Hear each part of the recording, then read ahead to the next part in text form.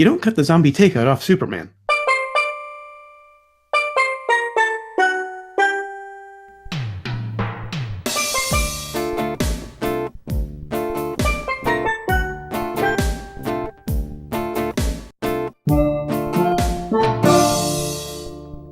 Hello and welcome to Zombie Takeout, the B-movie cult movie show. I'm John. And I'm Scotto. I almost did the old podcast opening there. That's why I was a little hesitant. Oh. And before we get to this week's movie, we've got some news. This is from Slash Film. Scarface returns to theaters for 35th anniversary celebration. Scarface, the film that inspired countless hip-hop songs, as well as posters in dorm rooms, is turning 55 this December. To celebrate the anniversary of Brian De Palma's crime film, Universal Pictures, Screen Vision Media, and Tribeca Film Festival, presented by AT&T, have announced the return of Scarface to theaters nationwide. The screenings will take place in select theaters in, of course, major cities like New York, LA, Chicago, Philly, and Dallas on June 10th, 11th, and 13th. Shit. I've never seen it on the large screen. I've never seen it on the big screen, of course, because it was early 80s and we were both way too young for that. Of course, right. I saw it maybe at 10 years ago. Was the last time I saw it. I really liked it. Of course. You know, I mean, I've seen it a number of times, and the last time would probably be about maybe 10, 15 years ago. And a lot of people, harp on it. A lot of people, criticize it, but I have always enjoyed it. So, yeah. I mean, I'm not going to go to New York or Philly to see it, but I might find it, see if I can find it somewhere online and watch it again soon. Hopefully it comes to the theater I subscribe to. And I can go to. Yeah. All right, so on to this week's movie, which is from 1981, The Hand. This concludes our Oliver Stone trilogy. Thank God. Holy fuck. I used to like Oliver Stone, too. Same here. This just did not work out well for him. In fairness, I did recommend talk radio, but only for Eric Bogosian. I like talk radio when I back in the day too. I mean, yeah, it was kind of disappointing. I was expecting an easy 5, and it was kind of like a. and obviously, almost tapped out of Natural Born Killers, and we'll get to this one. And of course, that brings us to the impromptu plot summary, sponsored by Off-Screen Action. Nothing cheats an audience like the frustrating laziness of off-screen action. And also brought to you by Mandro, the family circus of superheroes. Was he Conan, Prince Valiant, some exactly. kind of superhero? All right, so we have a relationship that is just it's just dying out between a man and a woman, and the man happens to be a comic book artist, right? A tracer, comic strip artist, actually. Oh, it was a strip, not a comic book. I think we lost you, Scott. Okay, you froze. One of us froze for a while there. Yeah. I was like freaked out there. Like, you're either staring intently at something, or there's a problem with audio. A little technical bug there. He was a comic strip artist. That's right. It's going to be relevant soon. So it was a strip.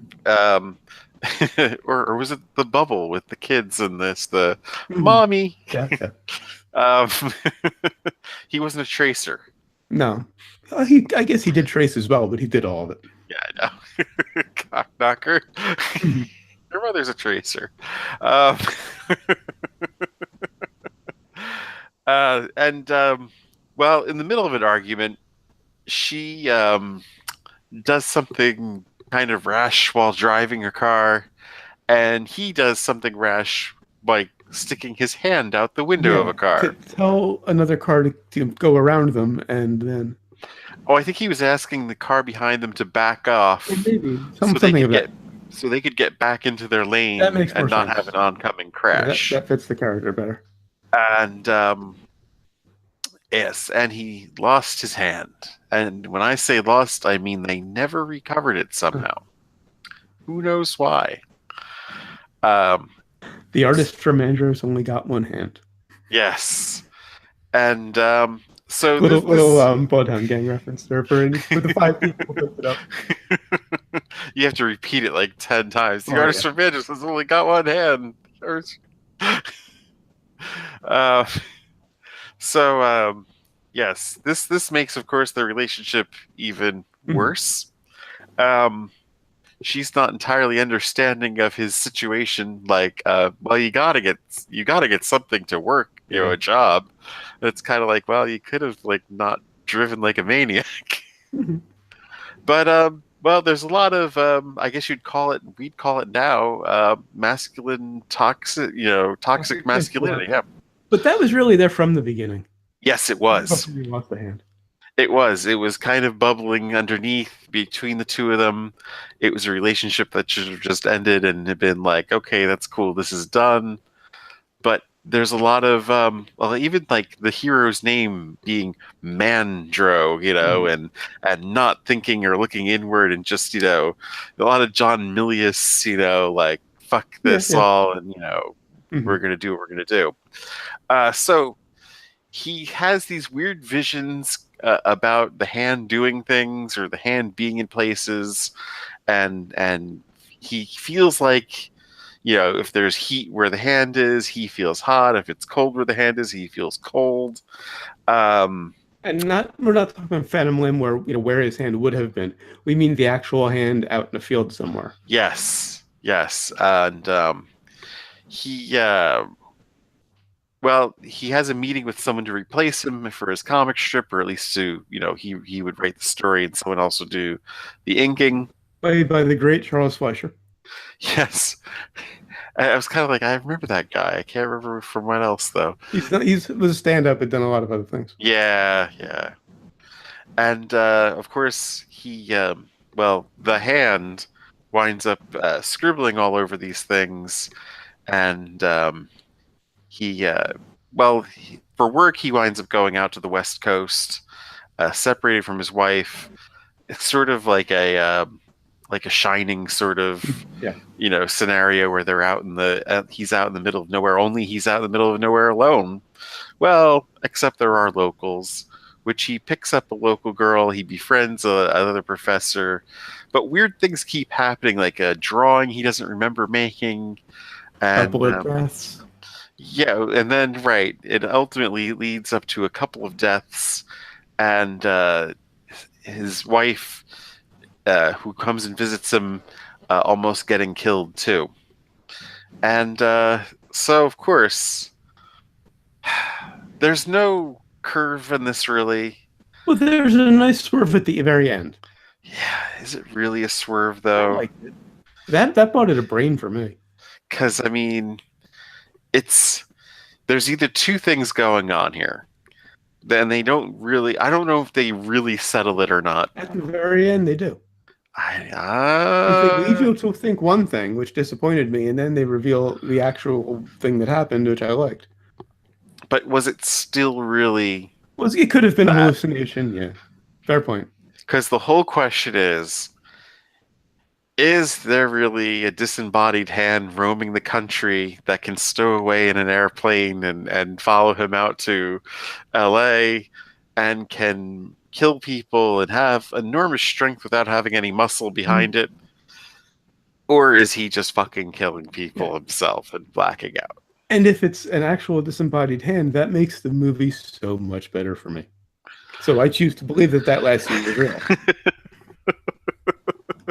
The problem is, and this, I guess this kind of spoils it, but like I said, there's no other curves here. Mhm. A curve would have been the other professor that he confessed to having blackouts to was trying to frame him or something, Yeah, right. That would have been a curve that no one would have seen coming. Mhm. But instead, it's just this debate whether it's this all-powerful disembodied hand or if he's just killing people while having Mhm. blackouts. And well, before the final killing, she does loosen his restraint. Oh, she does. I didn't Yeah, catch that. Okay. that's how he's So able to get out. they do keep it open. Okay. That's how he's able to get out of the Ah, chair. at the very end, right? Okay. But he has these visions of the hand killing people, so Mhm. much so that the hand attacks him. And for me, I'll say it up front, I believe it is just him It was him. Yeah. because he couldn't kill himself. Right. Right. Like, Yeah. if this were the disembodied hand, going to kill him, I think the hand would have done him in, and that would have been the end of it. Or the hand suddenly realized, because it does seem to have a consciousness. He's who it takes orders from. So if he kills it, or if it kills him rather, it's dead. But they are, well, I guess, yeah, I guess you could say that too. So the The hand hand could would have be killing. realized that at the last minute and not killed him Hmm. and ran off. Who knows? It ran away. It does, leave it open. Anyway, hilarity ensues. Hilarity definitely ensues. And it starts with this really interesting percussive, dramatic music that I liked at first Yeah. until it repeated throughout the movie. And there were these really overwrought soundscapes and this repeating piano, which was a thing in the late 70s. It just really likes to announce that it's a horror movie. Right. Anytime you have like the killer or whatever, you have to have that crazy piano sound. And is this our first Michael Caine movie? It can't be. I think it might be our first Michael Caine movie. It can't be. It just can't be. I can't remember any others. Unless there's something I'm forgetting about. We'll check later, I guess. You've never done Blame It on Rio? No, I know we've never done Blame It on Rio. That movie was a turning point for me in my youth. Anyway, back to the hand. He draws one of those dramatic comic strips, like Prince Valiant, Conan. The ones I never read. I was thinking just that. Did anyone ever actually read those? They were just so dull. I mean, it's that format is not, or say that format is not suited for drama. Exactly. It's suited for comedy. It's suited for one joke. Right. You can't have like they're preparing to go into battle, or the battle has begun. Here's the first couple swings. Right. Tune in next time to hear the second swing. Especially since there really wasn't a before comic books. They've been around since the 30s at least. That's when Superman started, and that's a much more suitable format for those kinds of stories. I don't know whether they were ever in comic strips. Right. It never made any sense. Did you catch the panel that they kind of froze on for a second? There were a number of panels he froze on, though. The last panel they kind of make very clear, and they stop for a second. I had to pause to read it. It says, "For now that I control you, I must consider how you can best serve me," which kind of gives the setup for the movie. Okay. Although I think it would have been way better if he wasn't a paranoid, domineering asshole from Go. Right. There seemed to be this weird underlying message. Of course she's, falling for the yoga instructor, and there's all this, His tennis instructor would have been way too cliche. But I mean, yoga instructor is a cliche of itself, too. Because tennis instructor is the typical cliche of golf. But they there's so many of these things, and of course he's having an affair too. So it just, why is anybody bothering here? Now, this is based on a novel called The Lizard's Tale. I was trying to look that up before. Based on apparently one little scene in the beginning. And this was Stone's second film, actually. It's often considered his first. We thought it was his first. It was his first made by a major studio. I see it, though, and I'm kind of like, how did he get to do Platoon after this? Yeah. That's a very good question, because that's like his one good... I'd have to revisit it. As far as I remember, it's his one good movie. Yeah. I don't know if I want to, though. Stone initially wanted Jon Voight to play the lead role, but he turned it down. And then Christopher Walken and Dustin Hoffman just declined the role. Wow, those are some big-ass names for this time. Michael Caine said in a TV interview that the only reason he did the film was to earn enough to put a down payment on a new garage he was having built. Why didn't we go with my title, Michael Caine's Gotta Eat? It was too much like Trailer Clash, I didn't want to bite off them. But yeah, it was literally a paycheck role. It was definitely, he has confirmed this was a paycheck role. He's one of the kings of paycheck movies, absolutely. Too. But he's the only thing that makes Kingsley about paycheck movies, and that dude is a paycheck guy. But Caine is the only part of it that makes it watchable. Yeah. The other actors, I don't know. Like they're just so wooden. Everybody else, it's like they've never acted before. And there's just something about Kane that you can put him in anything, and he's not necessarily a great actor, but he's just entertaining to watch. You kind of expected him to go into like Scrooge mode here or something, though, with the hair and stuff he had. And I will admit, he lost the hand a lot sooner than I was expecting. It was just a few minutes in. There was no big setup. I don't think I had really started paying attention before that had happened, actually. I was just kind of like, wait, what? And there was a nice amount of gore when it happened. Yeah. He steps out of the car afterward, and it's just splattering all over him. It's kind of comical, really. Yeah, unintentionally. Yeah. Unintentionally, though. Well, it had to be intentional with that kind of gore. You don't do that. I mean, trauma existed at this point. I think Stone did a trauma film. Did he? In the late 70s. Late 70s, early 80s. Like, one of his first jobs was with Trauma. So I have a feeling he learned from Lloyd how to do that. Right. And so that had to be I'm convinced it was a little wink. A little I think bit there of should have been some yakety sax playing behind that, though, just to have completed the effect. And his wife tried to get back to normal very quickly. Well, right. There's just nothing made sense in this movie. Yeah. The man lost a hand. It's going to take him a long time to kind of get back to his normal life. Pushing him to get a job that quickly and stuff. But again, it comes back to masculinity and these ideas of masculinity. Yeah. Even if you lose a hand, you need to go and get a job. Even if what you were doing required a hand before you did it. And he did attempt with his left hand, which obviously wasn't as good as his dominant hand, but they were surprisingly good for a left hand. Yeah. If you've never used your non-dominant hand to draw before. Yeah, it does not really. I mean, I guess for me at least. But one thing this trilogy has taught me is Stone was perfect for the 80s and 90s to a lesser extent, because everything he did was extreme. How has he not done a comic book movie, though? This is a very good point. He would be perfect for it. Like, everything we've seen has been a comic book movie without a comic book, in a way. Yeah. You know, I mean, especially this one. This one was practically Mandro comes to, He's a comic artist, so it makes sense that it would be a comic book movie. Right. I was kind of expecting more into that aspect of it with the comic strip artist. Natural Born Killers was definitely a comic book movie. Well, right. So that was. I'm convinced, actually, having thought about it just now, I think Natural Born Killers is where Zack Snyder got it from. Probably. Like, think about everything Zack Snyder does. He's trying to do Natural Born Killers.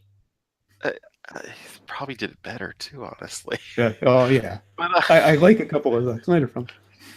I mean, well, yeah, not Sucker Punch though. We've talked about Sucker Punch. I think my appreciation for Sucker Punch is the power of low expectations. Of dance. It's the power of dance. But yeah, I will admit the hand does get into some interesting places that a hand wouldn't normally be able to get into. I mean, disregarding the fact that it's a severed hand crawling around. But I think the fact that it is a severed hand crawling around explains how it can get into those places. Black box magic. Well, I mean, one thing, if a hand gets into a guy's pants, he could easily win the fight if he just stayed there. This is true. The final scene when he got out of wait a minute, he's up his pants. Why would you leave there if you wanted to win the fight? I mean, it is his hand anyway. I don't know why it went black and white periodically. Because Stone's a hack. Okay. And I didn't know Kane's character's name until the newspaper, halfway through. I still don't remember it. John something or other. John Landis, wasn't it? Well, Lansdale, I think. That was it. John Lansdale. Because I was kind of that would rang a bell. Right. I was kind of like, isn't that the name of the filmmaker at the time? Yeah. And after seeing him handle raw meat with the prosthetic hand, he's got this metal, robotic hand. Not robotic, but looks robotic. Prosthetic hand. Kind of Luke Skywalker-ish, yeah. I mean, after seeing him handle raw meat with it, I had to wonder how would he wash it. Right. I was wondering that too. Strength. Maybe they didn't think of that stuff back then, though. I Yeah, mean, well, like salmonella you and said, whatnot stones is to kind have. of a. There's that too. Well, and There's not just, always I mean, that. and as a vegetarian, I'd be a little more paranoid about the raw meat. But there are other situations where he would have to wash his hands. Of course. If you can't wash one, even if he only uses one to, do things, you can't just wash one hand. Yeah. The shower curtain and window gag were ridiculously cliche in the bathroom. Because he Yeah. hears something in the middle of the night, he goes to the bathroom, and of course it's supposed to be the hand creeping around in there. He opens the shower curtain in this, psycho homage, Right. sorry. Homage. And then the window crashes open because a tree branch hit it. Yeah, just a lot of very cheap jump cuts. Although I'm sure Sam Raimi got it from this too. Oh, definitely. Like the whole Evil Dead hand thing. This is there's some moments that are very from Evil this. Dead. Yeah. Only thing, at least Sam Raimi knew it was funny and went for a laugh with it. Whereas they were, I mean, this is like an SNL skit, really, that just went on way too long. And there were just certain weird, overwrought moments, like when he's handing back the he becomes a teacher when he realizes he can't continue the strip. Right. And when he's handing back the sketchbooks, there are a couple of students that he has these like prolonged, serious looks at, like you know what you did, kind of a thing. Yeah, but none of it made any sense. Yeah, none of it made any sense. The people looking at him strange, him looking back at them.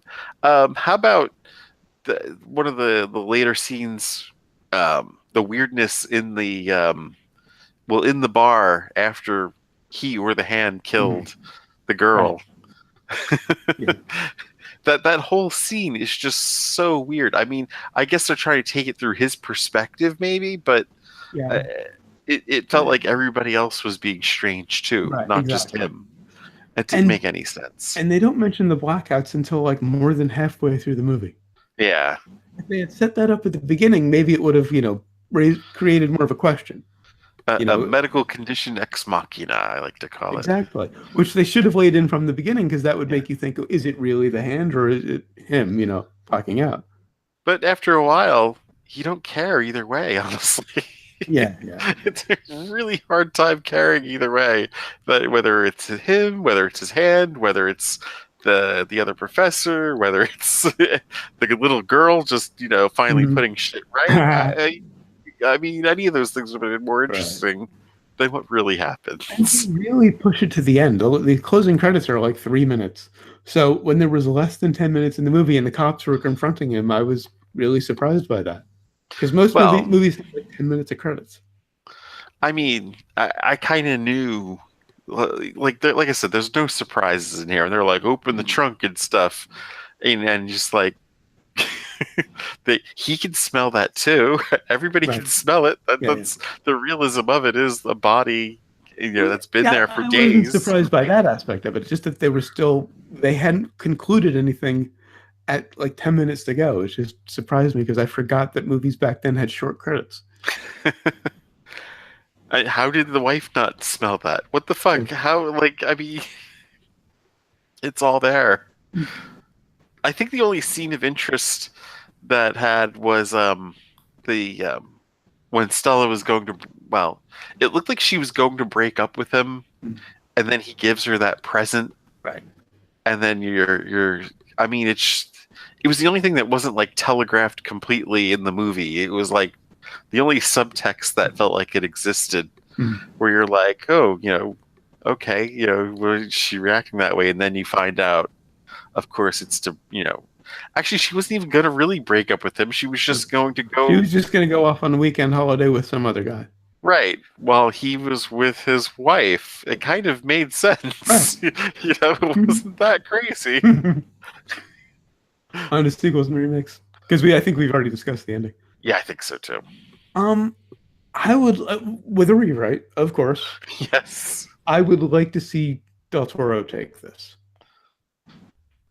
Yeah, I guess you could kind of have a Pan's Labyrinth sort of thing with that, Yeah, I think it fits him. I can't think of any other horror directors that would really. I think we've already seen the remake of this. And it's an old idea, and it's an overused idea. That's true. On to Brains. You're not going to beat Evil Dead with The Hand, Evil Dead 2 specifically, of course. All right, on to brains. On to brains. I'm giving it a brain for Michael Caine because I'll watch him in anything, and a brain for the last scene because I liked it. I'm going to. I'm with you for the brain for Michael Caine. But unfortunately, we found out that Stone's as good an actor as he is a director because he does have a cameo in this. I completely missed him.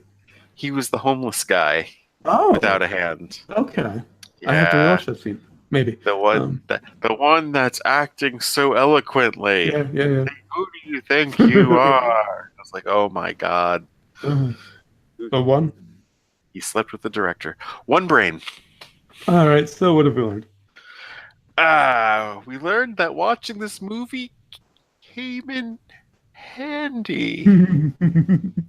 And I wish to wipe it away from my memory. So now learning the first is we've pointed out a couple of times Oliver Stone is a hack.